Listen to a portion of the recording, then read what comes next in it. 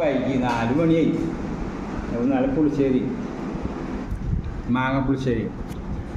ഇത് പയറിൻ്റെ ഇല തോരൻ.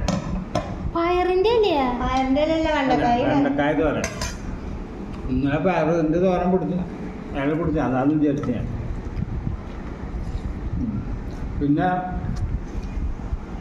ഓണത്തിൻ്റെ ബാക്കി പത്രം കണ്ടില്ലേ, അച്ചാറ്, ഒരു പപ്പടം. അപ്പോൾ ഞാൻ ഇത് കഴിച്ചിട്ട് വേണം ഞാൻ പോവാൻ.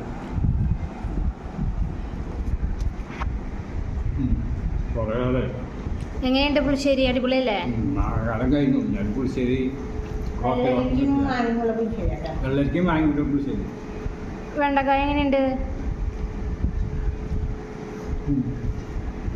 സൂപ്പറല്ലേ? പുളിശ്ശേരി കണക്ക് വെണ്ടക്കായ പറഞ്ഞു. വെണ്ടക്കായ ഇത് കുറവുണ്ട്, അതിൽ കൂടുതലാണ്. അപ്പം എല്ലാവർക്കും